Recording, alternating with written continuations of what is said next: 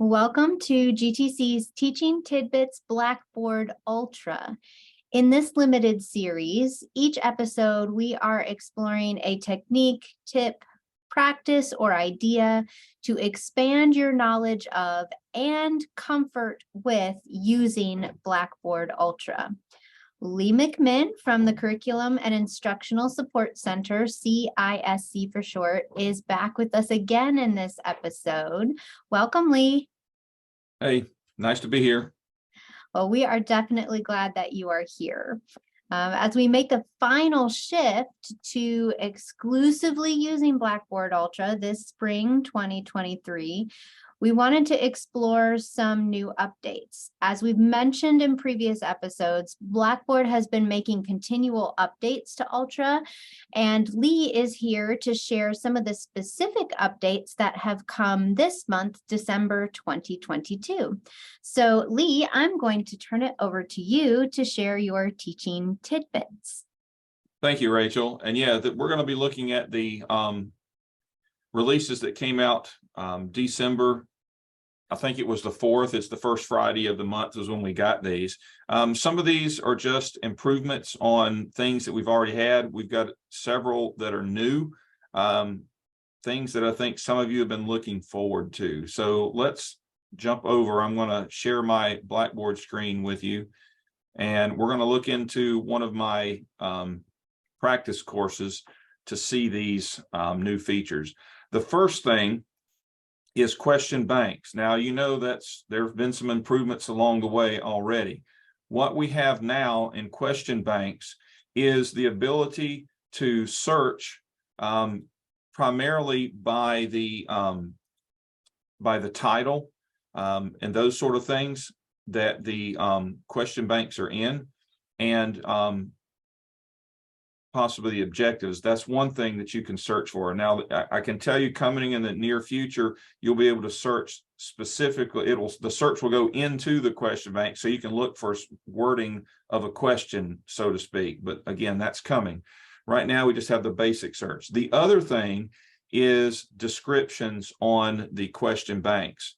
All right. And to me, that's the biggest thing. Right now, you can see my question banks. You can say, what in the world are these questions? What do they have to do with anything? You know, I may have something for Unit 1 for Art 101, but what's included? What types of questions are in there? And that's where descriptions can be very helpful. So to add a description, either for an existing question bank, as you see here, or a new one as you create a new one, when you open it up to edit, you just click on the question bank. You'll notice the very top field is descriptions. And of course, to edit it, you just click on the little pencil. You can modify in the text box. You can pretty much type and format the text to give a description of what might be included in this particular bank of questions.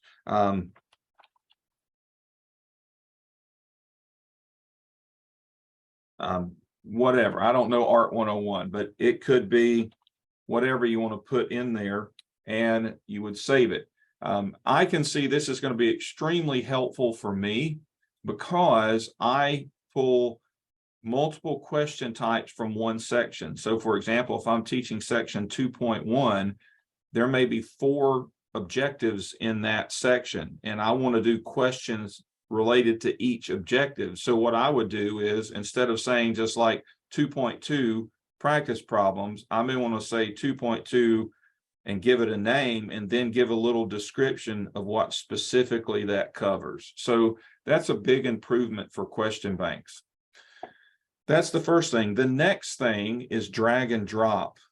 If you've tried to drag and drop things in Blackboard Ultra, you know it's been extremely frustrating. You had to go over here and find these little arrows that were on the side, and then when you did click and drag it, it zoomed to the top or zoomed to the bottom, and that's actually been taken care of. Now notice when I move my pointer around, I see a little hand, kind of like the high five.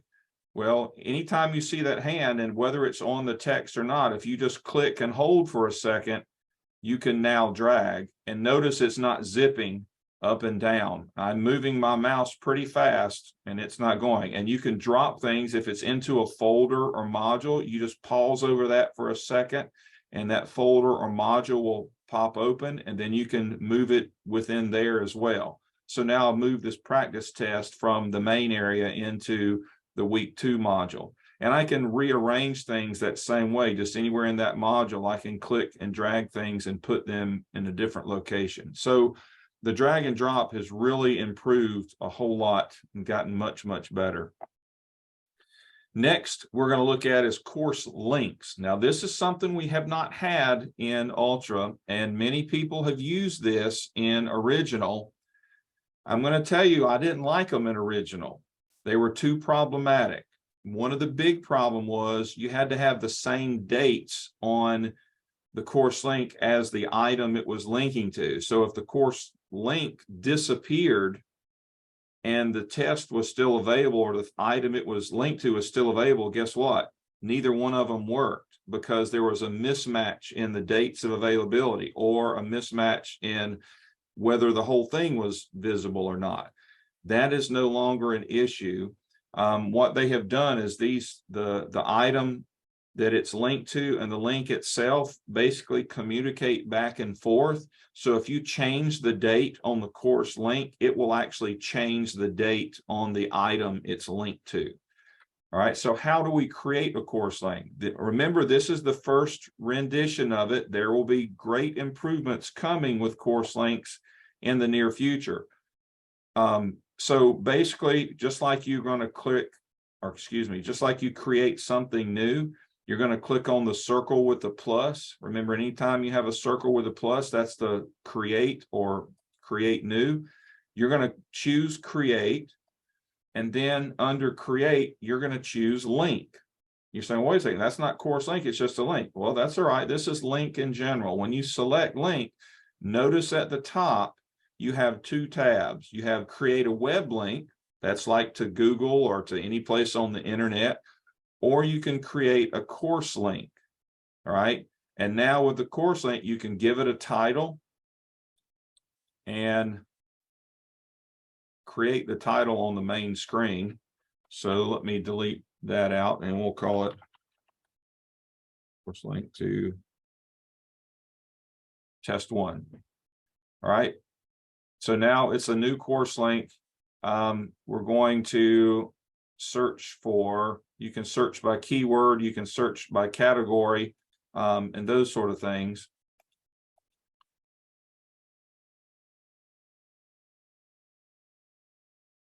And you can find that item here. So I want to link to test 1. All right. This is how the link is going to display. So when you're creating a web link, you type the link name in at the top. When you create a course link, you go and find the item that you want to link to, select it, and then you can choose how that course link name is going to display. I strongly suggest you put a description in here. This is a link to test 1. All right. I know I'm real creative. Anyway, so you can create your course link that way. And when you click save, now I have a link to test 1. And notice the icon is a little different. It has that little chain link with the line by it. That's telling you this is a course link. It's not the actual test. All right. Notice it shows the due date from test 1. All right. And when I click on it, it takes me to test 1. As the instructor, it takes me into edit mode. If I were a student, it would take me to the test and ask if I wanted to start the assessment. So that's what you can do. Now notice this is the due date of the test. If I change the due date on the test, and we'll stay in this month. We'll say they're going to take a test right before Christmas. We'll save that. Notice the due date on the test has changed. If I close out the test, notice the due date on the course link has now changed. So these are integrally linked. If you could, that's too many syllables for Lee to use. Anyway, so that's how course links work. Now, I do want to say there are some exceptions. You know, I don't expect you to memorize this right now, but for example, if you use learning modules and you have things set up to force sequence, meaning you have to do things in that order, you cannot link to items inside of a learning module that is using forced sequence. The reason is because let's say you want to have them access essay 5 that they can start working on in 2 weeks prior to that. And essay 5 is at the bottom of the week 7 module, and you've got that to enforce sequential ordering. They won't be able to get to that essay because they haven't met the requirements in that module to get there. So that's why you can't do that.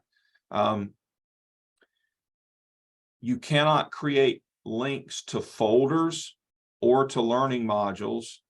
You cannot create a course link to web links, which that kind of makes sense. You just put the web link there, not the link to it.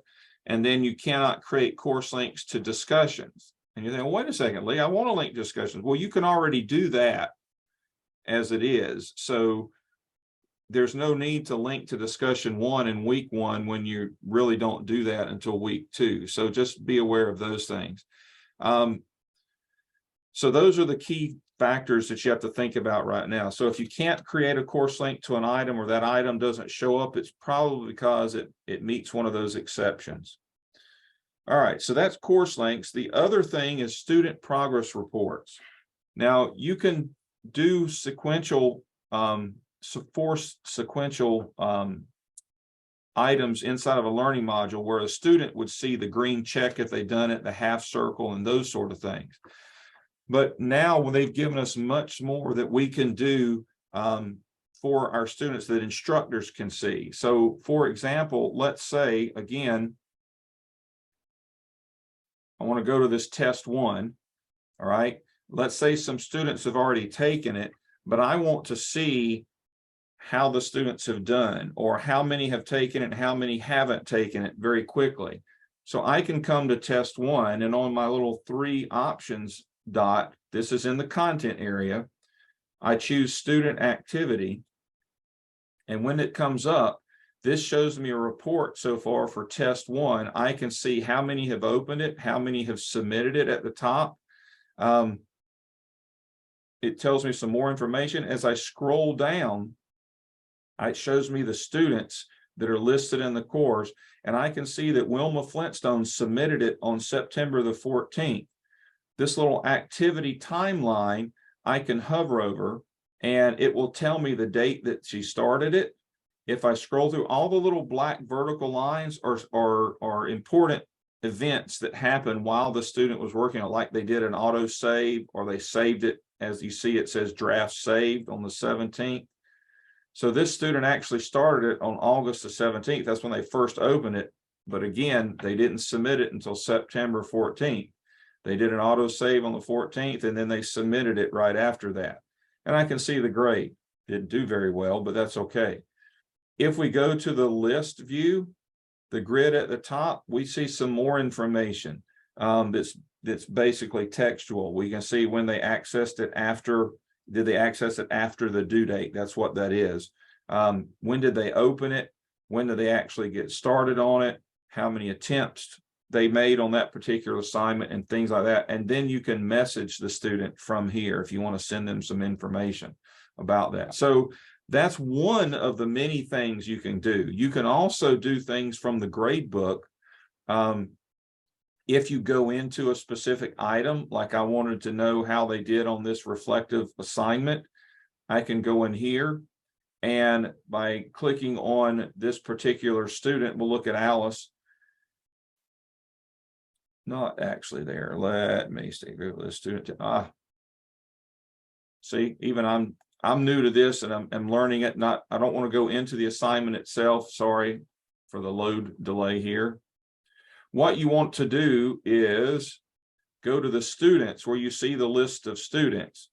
And I want to see what Alice in Wonderland, how she's doing. And this is across the course, but I want to focus on how she's doing across the course. Look at the top. I see a student progress option here. Instead of just her grades, I have student progress. When I click on that, this is where I can see how she is doing course-wide. I can see that by the green check mark that they have completed this assignment. They have completed this discussion board. I can see that they've started or looked at the final exam, but they haven't completed it because it's not checked off. If you have learning modules, I can see that she's not even accessed the week 1 learning module yet. So you can see a lot. If I go back to Wilma, she's been a little more active in the course. If I want to see that she started week 1, I can go into week 1 and see what she has actually done, he or she has done. All right, if they've completed it, when they started, that sort of stuff. So this gives you a lot of information. And you can also access this from, if you go to the grid view here where you're in the grid, you do the same thing. You just click on the student's name, and then you have the option to go into student progress. Now, I went to look at this the other day, and that student progress, when I clicked on the student's name, I didn't see student progress there. And I'm freaking out. I'm going, where in the world is it? Here's the key thing. To see that, you have to turn on the progress report, progress tracking. On the main screen, right here on the left, under details and action, you see progress tracking. If you see the words turn on, that's like your light switch. It hasn't been turned on yet. So you have to click turn on, and it will then be on, and you can go back and see it. Now, if you do this at the end of the semester, guess what? It will still work.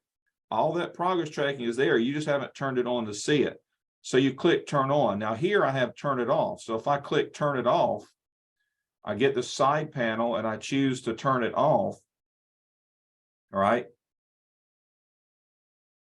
You won't be able to see the markings, just gives you a warning, and you say it.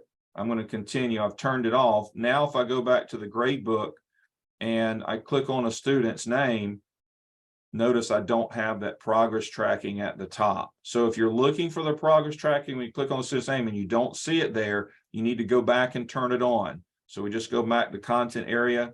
I turn it on, flip the switch to turn it on, and I save it. And now when I go back in and look for that particular student or any student, you'll see the student progress there. All right. So that's another big thing. This is really, really helpful to let you see who's falling behind, who's keeping up, how students are doing and progressing in your course. And then the very last thing that we're looking at is, well, actually, there's 2 more things, sorry. And that is your student preview. When you go into student preview, you just start the preview. Where the big changes come here is leaving the student preview. When you leave the student preview, notice when you're in preview mode, you've got a black bar across or a charcoal color bar that says you're in student preview. When you choose to exit, now you see 2 simple questions. Do you want to discard that activity you did as a preview student? What means it's going to throw it all away? Or if you save it. If you choose save, then in your grade book is where you're going to see that preview student data. If you want to get rid of it, you just come back in here, open up student preview, click exit, click discard, and when you leave, there's no student preview data saved in the grade book. So that's pretty straightforward. The last thing is course copying. All right. For those of you copying courses, if you've done this in Ultra courses in the past, it was pretty clunky, pretty hard to see. It's gotten so much better. So when you go to course copy, you can, at the top of the content area, you can click on the 3 more options buttons at the very top, and you'll see copy items. When you click on that, notice it opens full screen almost. Thank goodness, because now it's so much easier to see. If you're like me and you have a long list of courses, you can start searching for your course. So if I want to copy a master course, I know what the course ID is. As I start typing, notice my list of courses is now going down to how they start with. If I want, let's say, I want to copy math, my master math 111. Now I've gotten all that information in, and this is the course I want to copy.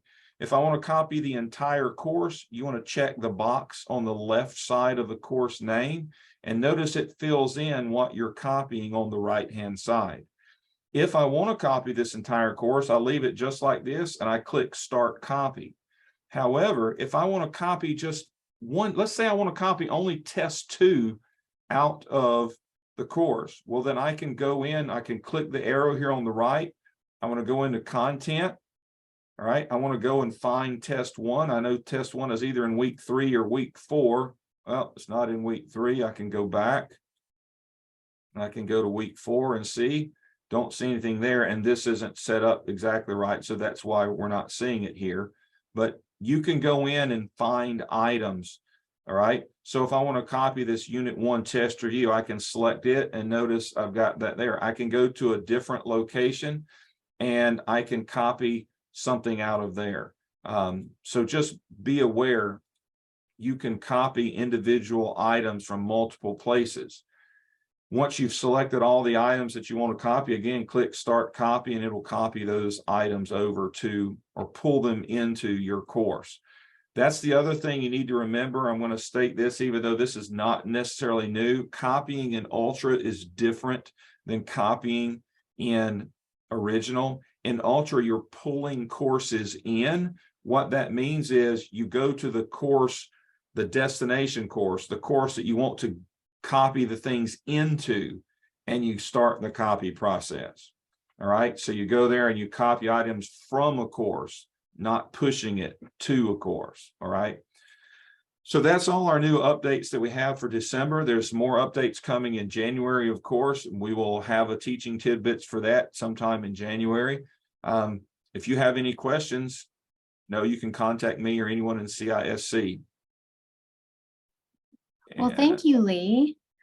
Those are a lot of important updates coming, very exciting updates too, just even from the standpoint of how much easier it's going to be to accomplish a few of those basic tasks. I'm very excited about that drag and drop changing. Yeah, that's so much better. Oh my God. That was one of the most frustrating things, but love the student progress option.